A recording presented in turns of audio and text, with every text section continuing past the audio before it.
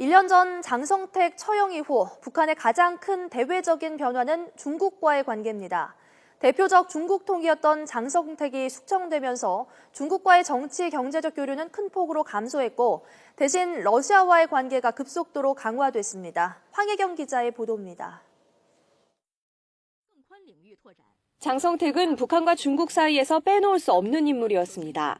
북한의 대표적인 중국통으로 김정일 전 위원장은 중국 방문 시 매제인 장성택을 대동해왔습니다. 중국도 장성택이 방문했을 때 조어대에서 묵게 하는 등 국가 원수급 대우를 할 정도였습니다.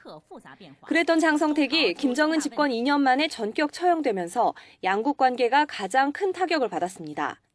먼저 정치 분야 교류는 매년 평균 45회 정도 했던 게 3분의 1 수준으로 줄었고 매년 대여섯 번 하던 군사 교류 또한 올해 들어 한 번도 없을 정도로 뚝 끊겼습니다.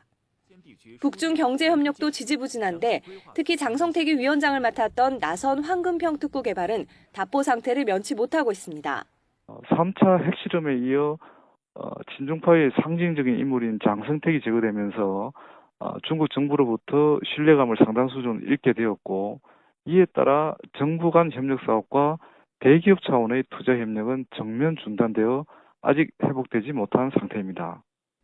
반면 러시아와는 정치 경제 교류가 눈에 띄게 늘었습니다. 올해만 해도 김영남 최고인민회의 상임위원장에 이어 이수용 외무상과 최룡해 특사 등 북한 최고위급 인사들이 잇따라 러시아에 다녀왔고 북러 정상회담이 북중 정상회담보다 먼저 성사되는 것 아니냐는 전망까지 나오고 있습니다. 북한이 추진한 대외관계 다변화 시도의 연장선상에 있는 것으로 그렇게 보고 있습니다. 그래서 북한은 최근 북핵, 인권 문제 등 이런 문제 등에 대한 국제사회 대북 공조가 그런 심화되고 있는 상황에서 적극적인 외교 활동을 추진하고 있는 것으로 보입니다.